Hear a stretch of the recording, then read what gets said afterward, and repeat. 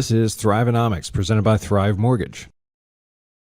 Well, hey, everybody. Thank you for joining us for another episode of Thrivenomics. Hope you're having a wonderful day, and we appreciate you taking time out of your day to come and join us. And before I get into my special guest who's here with me today, just want to introduce myself. For those of you who are not familiar with Thrivenomics, this might be your first episode you're joining in. Really appreciate you. Go ahead, while you're at it, go ahead and hit the subscribe button. And if your platform that you listen on allows you to leave reviews, let us know what you think after you finish listening to this episode or any other episode. We'd love your feedback. But I'm James Duncan. I'm the Director of Marketing for Thrive Mortgage. And joining me in the studio today is Djuana Jadlot. Yes, thank and you. For the rest of the episode, we are going to refer to Djuana as DJ. Yep. DJ, much easier. She is making the strong branding power move of going with initials. Yes. Instead of having people try to figure out how to pronounce her first name. Exactly. And last name. And last name. Right. I can't believe that Jadlot is such a hard name for folks. People say Jadlot all the time. Well, that's just maybe we should have stayed in education and help people learn how to do. Like Home Depot. Jadlot. Exactly. Home Depot. Yeah. Well, that solves all the problem. All right. So, but we were joking earlier that if I've known DJ Yes. for many years, so it's going to be kind of an adjustment for me to call her by those initials instead of her real name. So if we're going to do that, though, I'm going to require her to constantly refer to me as JD, which is nice. JD, DJ, I like it. Yep. I can remember that. Yep. So let's jump into our conversation. Yes. The reason why DJ is here with me is because, number one, we've been friends for a very, very long time. I've known her and her husband, Mike, for a number of years, and have been friends through just being in the community, going to church together, all that great stuff. And we also have a very similar connection in that we both used to be teachers, which if you've been a longtime listener of Thrivenomics, then you've heard me to recount some stories in the past and share some of that part of my background. Well, DJ's got the same kind of background. You were a teacher for how many years? 11 years. 11 years. 11 years in Georgetown ISD. Okay. So I actually got my degree in business administration from the University of Missouri, and then did that for a while, became a mom, stayed home. And in 2007, I was like, okay, it always kind of felt that pull, to teach. And so I was like, jumping in, I'm doing it, got my certification, and ended up teaching for 11 years in Georgetown, and I loved it. And it was great. It was a great season to be there because my children were in Georgetown also. And so to be able to be involved in their lives and their friends' lives, and just to be a part of the community. Did you ever actually get to teach your children? Were they ever in your classes? No. And that was, was that by design? Oh, yes. There was one time that Josh, my second oldest, said, Mom, I want to be homeschooled next year. And I was like, oh, no. No, I cannot teach you. So very much appreciation to all of those teachers. And they were wonderful. They just, our kids act different for their parents than they do for teachers. Of course they do. Yes. I get whenever I'm talking to any adult that has spent time around my boys, I'm happy to hear the way that they compliment them and talk about how they're such great gentlemen. Yes. But there's a part of me that thinks we're talking about the same kid, right? You know who my sons are? Yes, you do. Okay. So, all right. So let's talk about the transition from teaching to real estate. Was that something that was kind of a goal or a dream of yours? Actually, to do that? Not at all. It's funny because in 2017, there's something about real estate, and I think you'll see it. People love to look at homes. Yeah. There's so many people I work with that say, I'm on Realtor.com all the time, or I'm on, this website all the time. And, they're constantly looking at homes. And so there's this draw to it. And my dad was a builder. Yeah. And so was my grandpa. And so I grew up watching like the whole process, like them meeting with clients and then designing the home. And then I loved walking through every stage and, helping when I could. Like, I'll sweep up the sawdust. I'm a neat freak. I can do that. And so there's always been this, like, I love homes. Right. And it's in the relationship that my dad formed with his clients. It wasn't just, this is a business transaction, there's a relationship being formed. And so I think there's always innately this desire to, that'd be cool. Yeah. Right.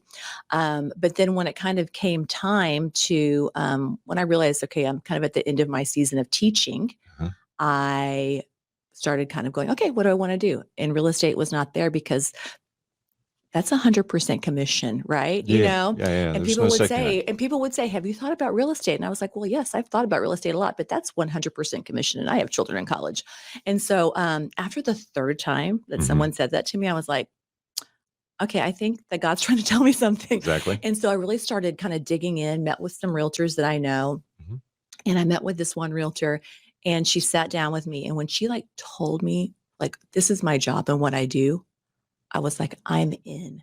It's relational. Yeah. It's taking care of people. It's, helping them make decisions and encouraging them. And I'm like, oh my gosh, and I had not had that experience, Mhm. in my real estate transactions. Yeah. And so just super excited to be okay. I was like, so I jumped in and was like, if I'm gonna do it, I'm gonna do it full time because I had thought about it doing it part-time before, and I had other realtors say, this is a really hard career to do part-time. It is. And in teaching, you're there, goodness gracious, you're there from 7 to 4:30 and you're Mhm. exhausted when you leave. And so it's like, how am I I can't even answer the phone. Like Right. I can't make calls. Right. And so very happy it worked out that I didn't do it part-time Mhm. because it's definitely something that I've just gone 100% into.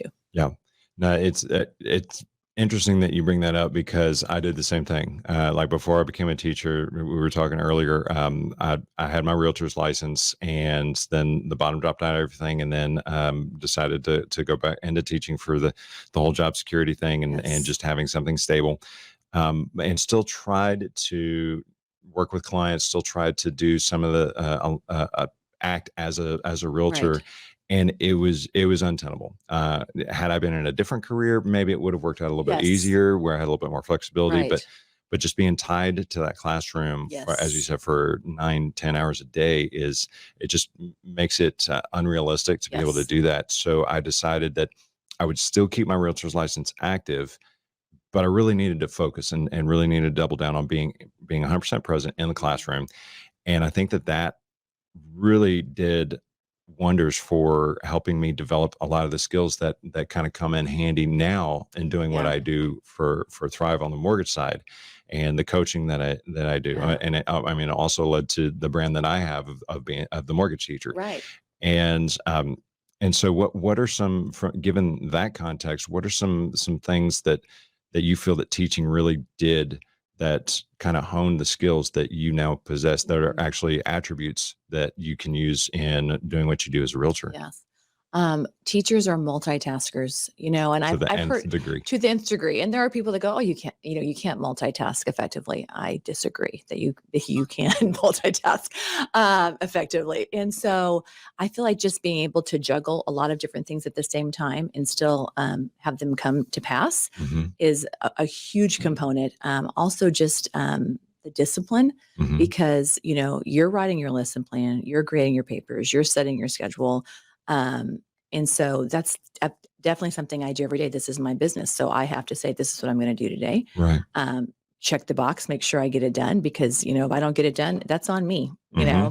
and I want to be, a good steward of my business. And so I feel like that obviously communication, Yeah. we communicate with parents, we communicate with administrators, we would communicate with teachers, other teachers, and obviously with our students. And so that's something, we're always doing. Other realtors, the title companies, lenders, Hmm. and our clients, there's just always this building this communication. So I feel like that's um, been really helpful. And also just being patient, Yes. because real estate, oh my gosh, it's changes all the time. And if you've Of course. never bought or sold before, there's so many questions that you have.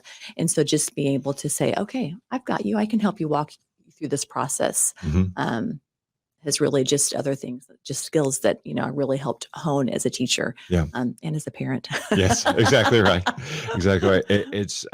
I love the patience aspect of what teaching can Yes. infuse into you, because it's such a critical thing to have in the world of real estate, Yeah. because most of the time a client will come to me with thinking that they need such and such type of financing. Yes. They'll come to you thinking they want such and such type of home. Right. And if you and I are the type that are just kind of see our jobs as order takers and say, okay, here you go, here's an FHA loan, or here's a conventional at 20% down, Right. here's the rate, and let's get going. If Yeah. you're doing that, then you're doing your clients a disservice. But that's Absolutely. not the tactic that you take with your client. Right. So walk us through what's your process with working with the clients that you work with.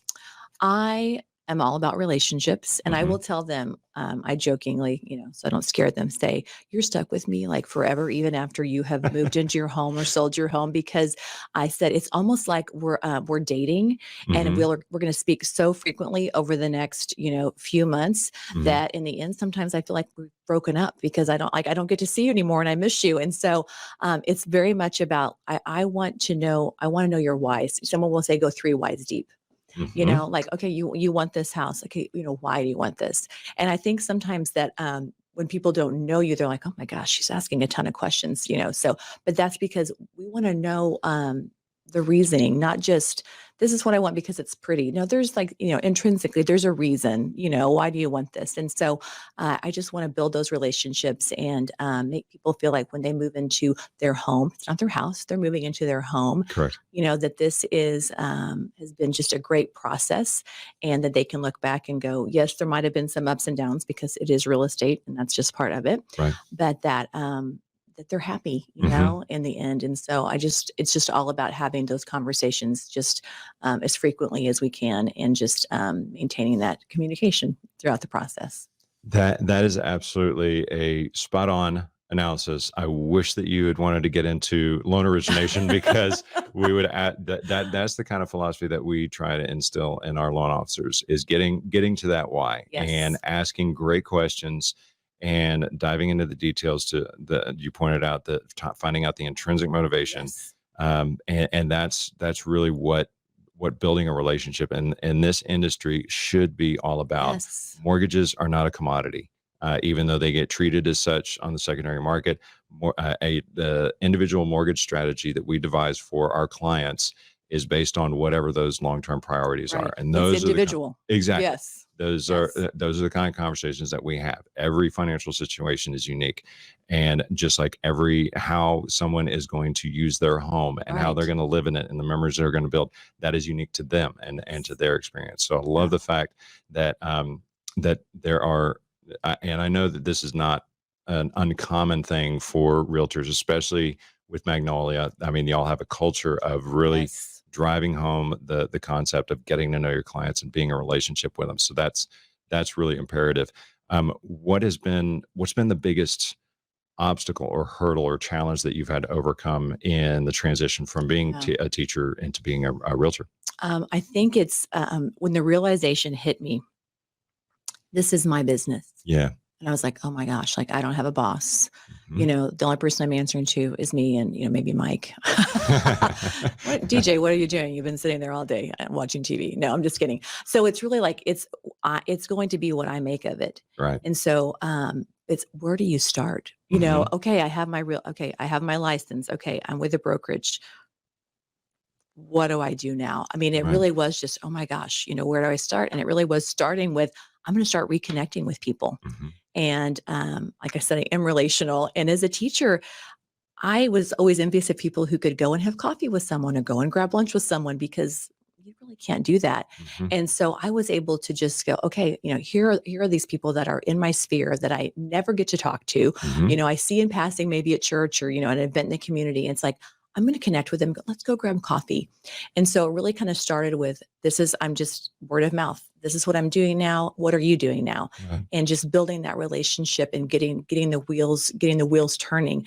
But it's finding that traction, I think, at first, because it really is just overwhelming to go, oh my gosh, where do I start? And I didn't start with buying leads, or anything like that. It really was, I started just with my sphere of influence and who do I know? And honestly, that's majority of my businesses come from just friends, family, colleagues, and them referring me to their friends, family, colleagues. So, which makes me feel really good that people would say, I trust her.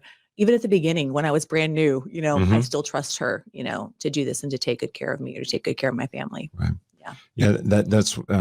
That's such a critical component that every new loan officer, every new realtor really, really needs to understand, is that when you go into those initial meetings, you don't, from a loan officer perspective, you're not going to know every single guideline to every single loan program that the lender that you work for that they offer.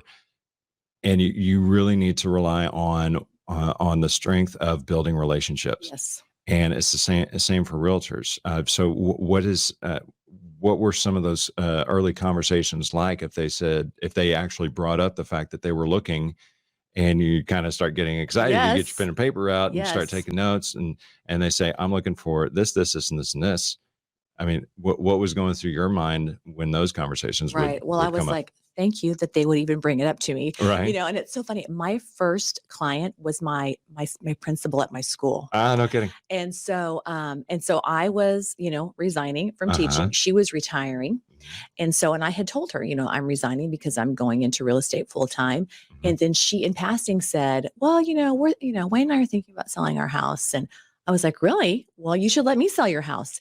And I just kind of kept that dialogue going with her. So you guys were thinking about selling, and, and she got in a flyer, your home is worth this. And I was like, well, let me look into it. And so it really was just, you have to be persistent, but Mhm. in a kind way. Of I'm course. not gonna, you know, bother You're not you. going to beat down the door. Exactly. Because I wouldn't want to work with someone that treated me like that. Sure. And so it's kind of having that balance. And that was my first transaction was me selling a house, which is really rare. Listing is not usually the first Mm-mm. thing a new agent It's does, usually but the buy that side. was, yes, that I was a listing agent. There you go. And so really, I had several conversations. Friends would call and go, oh, my daughter-in-law and my son-in-law are looking for a house. I was like, great. What are they looking for? Okay. And being available. Let me tell Mhm. you, as you kind of get into the business, they'll say, don't drop everything because then people will take advantage of you. At the Mhm. beginning, I dropped everything because I was hungry and I was like, I want to show them I'm here for them no matter what. Right. And if I can be there in 15 minutes, I will be there in 15 minutes, There you go. And so I think it really was just kind of making sure that I was taking care of them and showing them I'm here for you. I'm Right. here. I'll do whatever it takes for you. Right. Yeah. So since then, and you've been doing the real estate gig full time for 2 or 3 years, 3 years. 3 years Okay. now. In those early meetings, what were you most focused on aside from building the relationship? What were some of the things that you were taking away and thinking to yourself, hey, I can use that in this or the other situation? Just listening to those, whether it was somebody who became an eventual client or not. What were some of the things that you were taking away from those early coffees that you were now able to have since you were Right. unchained from a classroom? Right. What were some of the bigger takeaways that or kind of aha moments that you had? Um, I think you have to be a really good listener Right. because everybody wants to talk about themselves. Right. And so you have to, even if you're making a connection and you're like, oh my gosh, the same thing happened to me. You don't need to share that right now. It's just being a Exactly. listener. Mhm. And because when you're a listener, you really can go deeper. And so I definitely feel like having those conversations with people, that's, oh, your son's getting married. Mhm. Oh, they're staying in the area, Mhm. and then which led to a call 2 months later that my son and his fiance are looking for a house, and so really I feel like it was just listening Mhm. and knowing. I think that, not everyone knows what they want right off the bat, even though that, Right. like you said, like they think they do. Right. And so just kind of being able to going, we're going to be flexible. We might be in Liberty Hill one day and we might be on the square in Georgetown the next day. You're right. Right. And just kind of just knowing that you're going to have to be flexible and just kind of taking that with you wherever you go into whatever conversation you go with, which also leads back to just being patient because it's a huge decision and people are even though they think they really know what they want, sometimes they'll see something and go, oh, I actually really want that. Mhm. Yeah. I think you mentioned the flexibility part of things. One of the things that I have enormous respect and admiration for realtors is the fact that you will actually get in your car and you will drive all over town Yes. to serve your clients and help them find their dream The home. one. Yes. That was my least favorite part of being a realtor. So when I got out of teaching, I knew that I wanted to get back into real estate full time. But I knew that component of it was it was just going to be a Uh-huh. huge whip Yeah. and from my eyes. So I'm so grateful there's people in this industry that do that willingly Yes. and enjoy it. Yes. And I might be putting words in your mouth No, by I saying do. enjoy it. Yeah. You No, do? it's great. I love it because that's when they really learn. Uh-huh. It's going and not, that I want to go see 10 homes in one day. Of course. Let's aim for 3. Right. Because also at some point, when are you even taking anything in anymore? If you've seen 10 houses, what was 1, what was 5, what was 10, I mean, but yeah. that's how you learn, and Yeah. that's how they learn too. And so it's education, you know, through all that driving around. Absolutely. Yeah. Yeah. You definitely get to learn the area. Yes. It did come in handy from the aspect of driving past Oh, a for sale yes. sign or saying, "Ooh, the Johnsons would love that one. I need to mark that down Right. and show it to them while you're with another client." Yes. But so yeah, so that was the main driver that sent me over to the mortgage side. Plus, I'm pretty good with numbers, and it still afforded me the opportunity to be involved in real estate and develop those Right. relationships. You know, you said something early on that really resonated with me about your dad and your granddad being builders. My mom was or is an interior Oh, decorator wow. and designer, and so when I was growing up, we made frequent trips to subdivisions or places where we knew where there was a nice house being Yeah. built, and we would actually spend some time just kind of walking through the house and talking about what we liked, what we would have done different, Right. and it didn't matter what stage the house was in, like well, usually like framing or later. Yes. And I think that might have been what kind of gave me my love for being in this industry, and for driving me to want to be a part of it. Um, so do you see being a realtor as kind of your long-term Absolutely. end game I goal? really do. You want to do it for the rest of your I life? really do. And it's so funny because, like I said, you know, when I started teaching and I had my teacher friends talking about retirement, I was like, I'm not going to retire from teaching. I just Right. knew that this was a season, Mhm. however long it was going to be, turned out to be 11 years.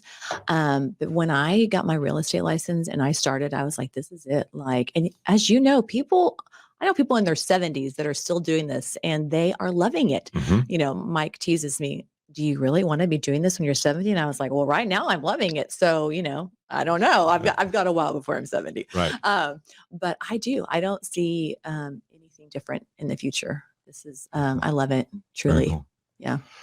Well, one of the main reasons why I wanted to have you in to interview is because I pay a lot of attention to social media. Obviously, as a director of marketing, social Right. media is a big a big component of what my team and I do on a regular basis. Whether it's just us doing it for corporate purposes or for just personal engagement and building a brand or coaching other folks on how to do it. And one of the things that I've noticed from you is because I've been following you for this stretch of Right. time when you made this Yes. transition, Yes. and I've noticed something that over the last 18 months, you've really seemed to have doubled down on your engagement and social media, particularly on Instagram. That's where I tend to see Yes. your Which is stuff where a I tend to lot. post. Yes. And Yes. I was just I'm curious as to kind of what your thought process was going through it, because it wasn't something that you just jumped in with both feet when you first became a Right. realtor. Right. It was something that you I think you kind of dabbled in it, or it seemed like you kind of dabbled Exactly. in it for the first Yes. year, but then about 18, 24 months ago, just boom, and you're everywhere. Yeah. And so I'm curious to hear your thoughts on kind of what your social media strategy has been, and who have you been learning from? What have you been just like A/B testing or trial and Yes. error? Yes. And what's been kind of the biggest success story for you in that regard? It's funny because before I existed on social media and that was Uh-huh. it, you know, like I had a profile. Yeah. And so when I got into real estate and it was like, you know, this is a platform that, you know, I can use. And like you said, I dabbled. Hmm. And then when I made the move to Magnolia, they really equip us, you know, and they really Good. help us. And we have coaching and we have training on just ways to use it effectively. Hmm. And so I've honestly put it on my to-do list because when I see it, I'm like, I need to make a post today, you know, and sometimes it's easier than others. Of course. And you know, I don't want to come from a perspective. I'm like, look at me, right? Hmm. But at the same time, you know, it is my job to be top of mind. Yes. You know, oh, DJ, realtor. Okay, I see that. And so I really do just try and I gauge the responses that I get from people, Hmm. especially like on stories, Hmm. because I've noticed people love, people love looking at homes, Yeah. right? You know, and so I frequent model homes because, you know, I work with new builders Hmm. and builders in new communities. And so I've tried to, you know, put some of those things in there and do surveys and that's been really fun just because I know people love that.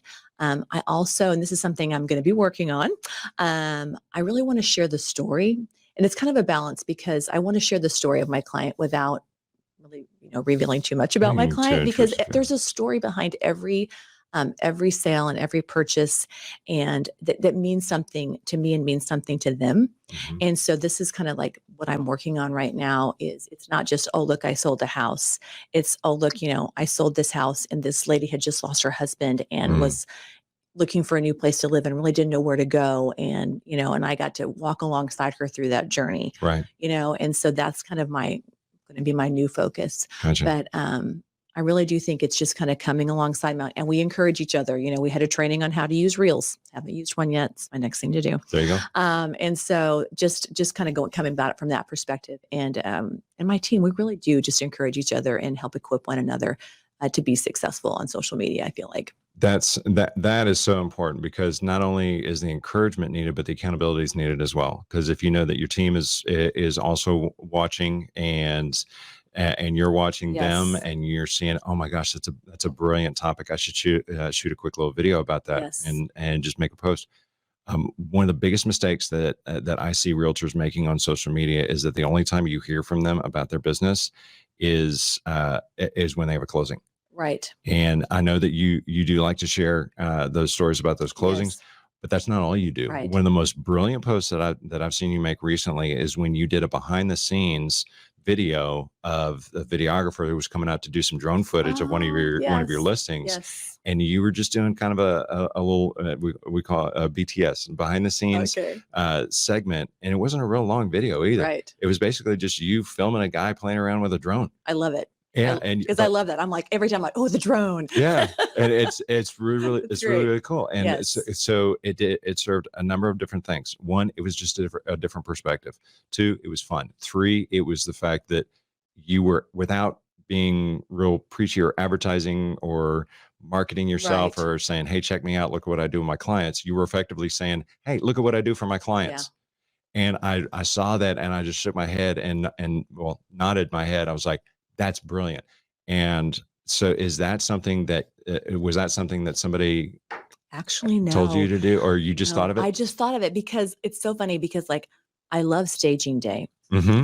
And I love, like the day when it's like time for photos, because I love the people that I get to work with, and I feel like they do a phenomenal job, and they make my job easier because they're coming in doing a great job. And so Right. it's like, I want people to see, look what James is doing with the drone, and his name's James also. Okay. Look what James is doing with the I was about drone. to say, JD, Yeah. come on, we established He's this already. JG. Okay. Look what he's doing with the drone, and this, and look what Pamela's doing with, on her staging. And Mhm. so I just want people to see that there is so much more, that it's not sticking a sign in the yard. I don't care what the market is like. It is not just sticking a sign in the yard and going for sale. Right. There is so many more layers to it. And so that was really kind of where that came from. Just look, and also look how cool my job is. I get to work with someone who has a drone. That's awesome. Yeah. Yep. I can't even play video games. Yeah.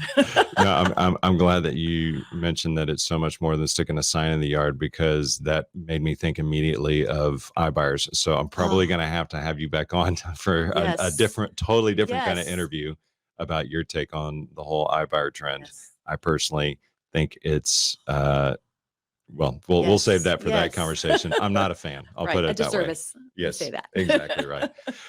So what's been the most impactful? We talked a little bit about stories and how you use social media to share those stories out there. Obviously, when you're doing that, I know you well enough to know that it's not to put the spotlight on you. It's to put the spotlight on what attaining what the process can be like, what attaining the dream of home ownership can do for people, not just for their finances, but for their ability to generate wealth over time, and also for their state of mind. And has there been a particular story, like obviously you don't have to share confidential details or names or anything, but has there been a particular story that just really hits you right in the feels, as the kids say? Yes. But has there been a story that was really impactful to you that really hit you hard? It's so funny because I feel like, obviously there's, I'm emotionally kind of about all of them, just because we've formed this relationship. And so I'm excited. Sure. And but there was a family that moved here last year. They were moving here from Las Vegas. Mm-hmm. And they had not purchased a home before. It was going to be their first home purchase. Wow. And so this was before the market went, woo, really, really, really, really crazy. Right. This was been like early January of 2021. Got it. And so we were able to get them in a home. And I mean, it just like the things that fell into place, you're just like, okay, higher power at work here. I mean, it was just like amazing.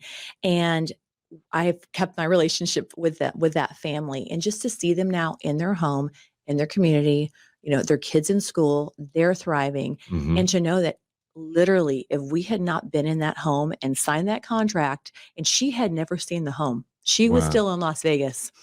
And he looks at me across the table and goes, I mean, should we sign? And I said, I'll be honest, if you don't sign, you're not going to get it. And it really, truly. Right. And they signed, they got it. And she has said to me, because we meet for coffee, and she has said, I can't even believe we own a home. Like, if we had not gotten our home when we did, we would not be able to own a home right now. Yeah. And so just like so thrilled, and just to be able to see, her kids, growing, and, Miss DJ. And I'm just so thankful that I got to be that person that, saw them through that.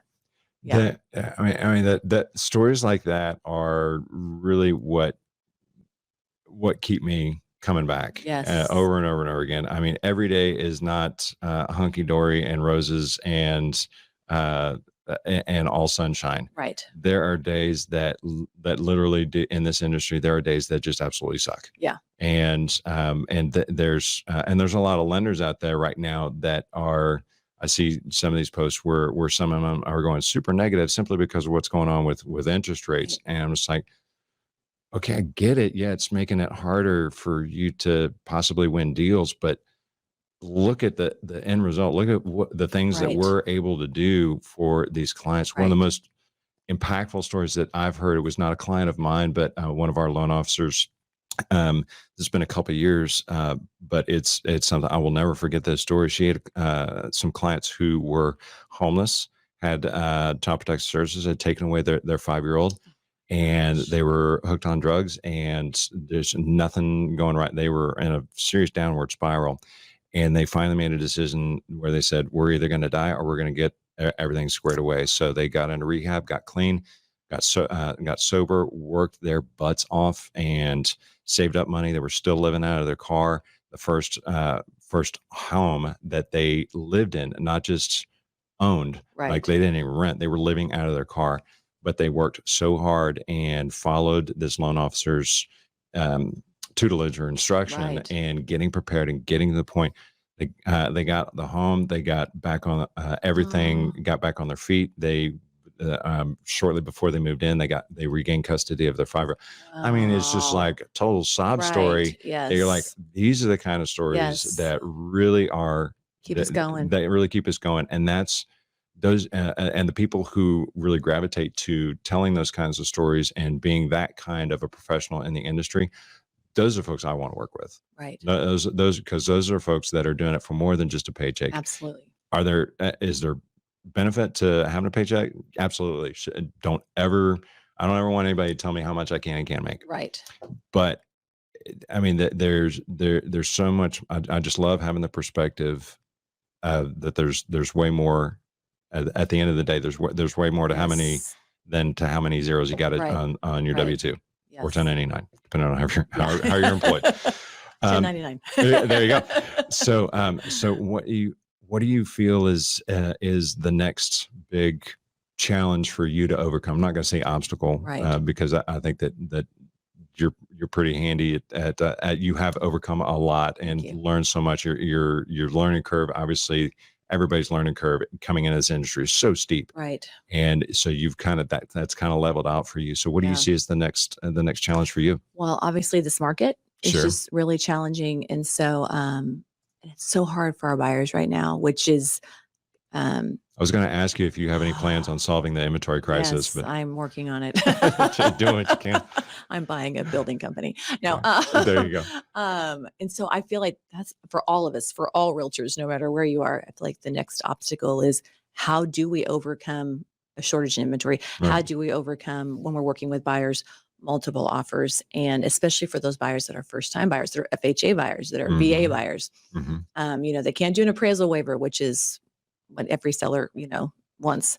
And so it's just, a lot of it is just kind of trying to be encouraging. And, I've got some clients moving in from out of state. And so it's being real, but, I don't want to be negative. Yeah. And so it's just kind of like, these are the facts. Does this mean you can't buy a home? No, absolutely not. It just means we're gonna have to work really hard and we're going to have to come together, and though we're probably going to lose a few, the podcast I was listening to, to you and Phil, it was, yes, you think this is your dream home. There's another one. I mean, it's true. There's another one, and everything truly, I really believe everything works out for a reason. Yeah. And so, it is just being positive and just holding on and praying for more inventory. Exactly.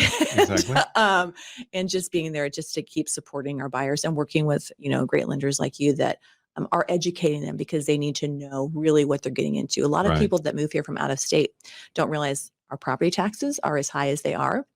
So they go, oh my gosh, great, no state income tax. But they haven't looked at property taxes. There's a little caveat there. Yes. Yeah. And then they go, oh, I can't afford this much after all. I'm actually over here in this range. And so just having those conversations and partnering with people, I think will help us keep our buyers educated and eventually get them in a home, even though it might just take a few more months longer than they're anticipating. That's a really good point. And one of the things that we offer, that a lot of our loan officers excel at, is doing just that, is taking them through the hoops and answering questions that they don't even know that they should be asking. Right, exactly. And because most homeowners, they see the headlines, they read the news, they think, oh my gosh, the sky is falling, I can't get my 2.875% interest rate anymore. Well, there's and this is, you probably heard Phil and I have this conversation as well on that episode. The fact that rate is such a huge focus for consumers is largely a problem of our own making, in the industry. And so having great conversations, educating them on proper strategy of how to think through the various different alternatives, and the fact that, sometimes the program with a lower interest rate is not the best one long term. It's actually more costly than going with a slightly higher rate. As counterintuitive as that sounds, numbers don't lie. And so I love the fact that you do take such care in educating your clients and making whether sellers or buyers, and educating them on the alternatives.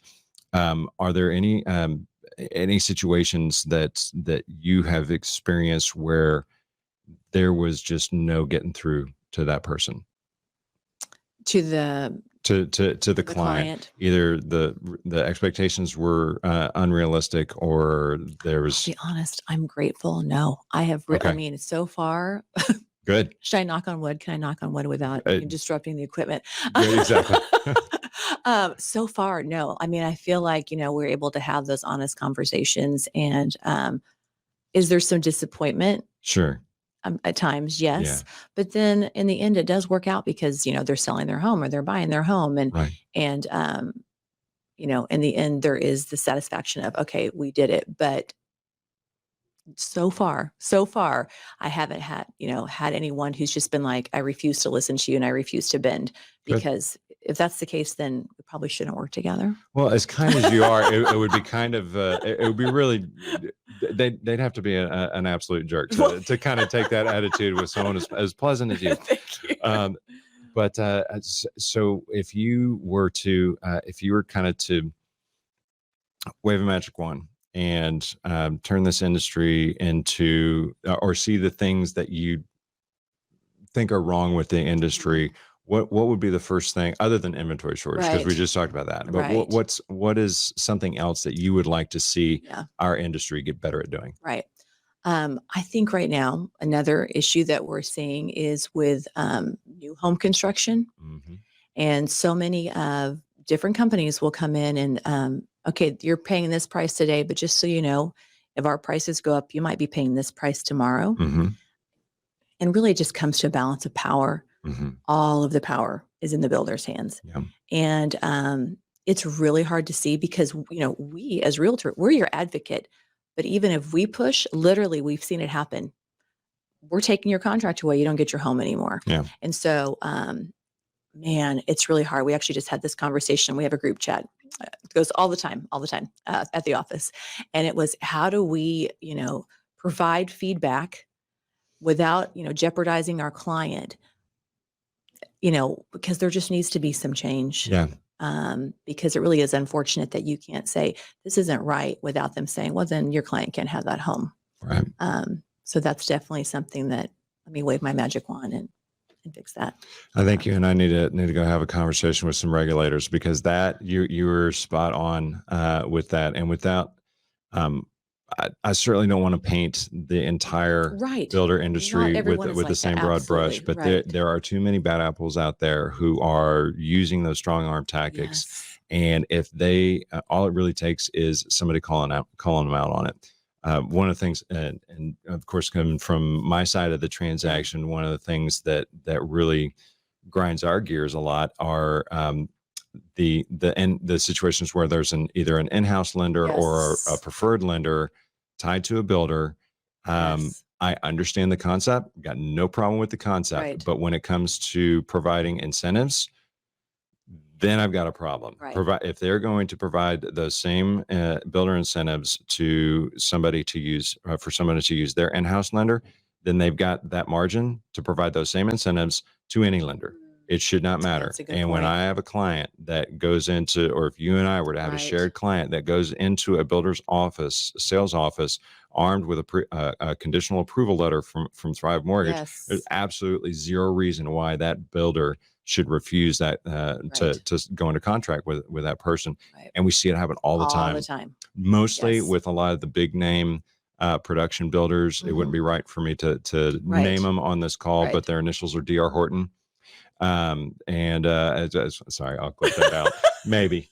But yeah, there are a lot of the big name production builders out there that are doing this, and they're violating RESPA in doing it. And until someone calls them out, until regulators decide to hold them accountable, then it's going to be a pervasive problem.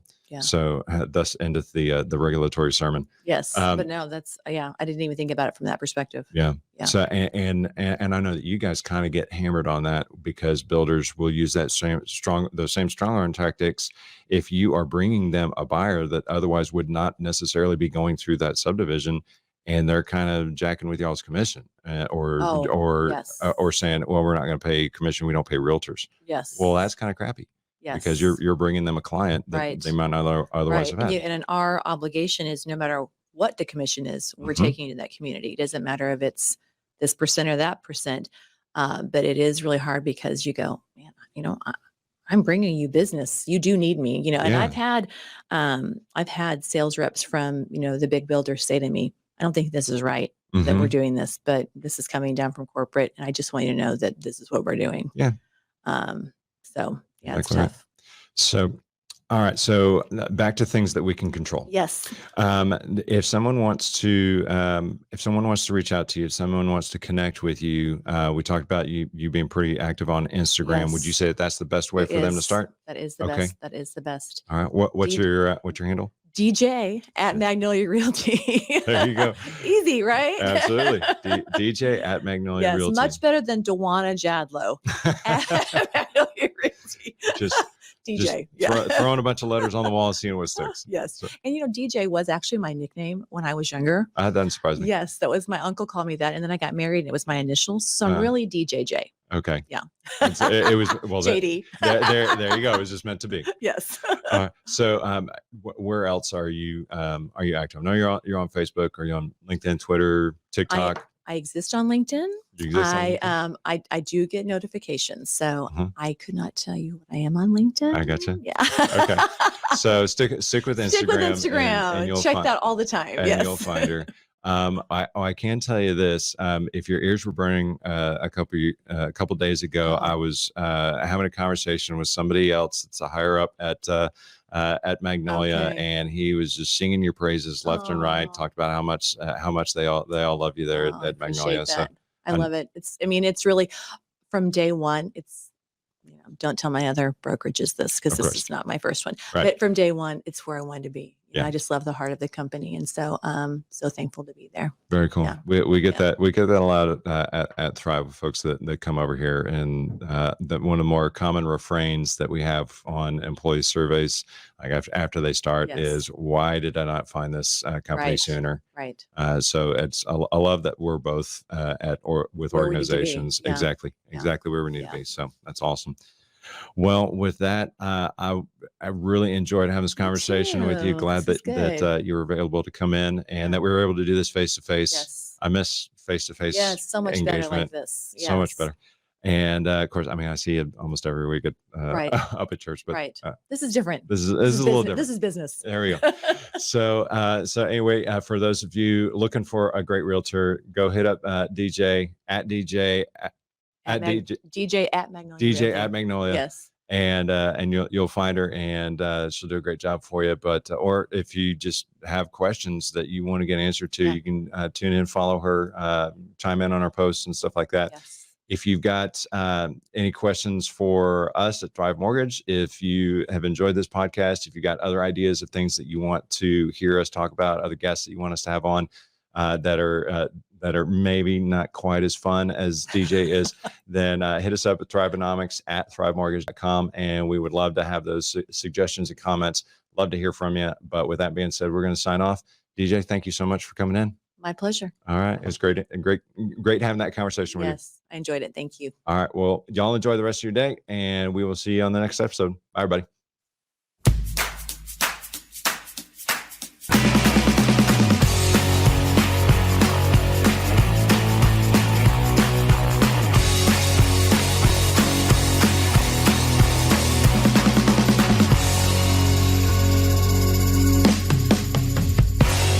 Thank you for listening. We hope you enjoyed today's episode. The title sponsor for Thrivenomics is Thrive Mortgage. Licensed in multiple states across the U.S., Thrive Mortgage employs the best professionals, equipped with leading technology and the most efficient process to deliver a legendary lending experience. For more information about how we can serve you, or to find a local Thrive Mortgage professional in your area, please visit us at thrivemortgage.com. You can also contact us directly via email at thrivenomics@thrivemortgage.com. Thrive Mortgage is an equal housing lender, NMLS ID 268552.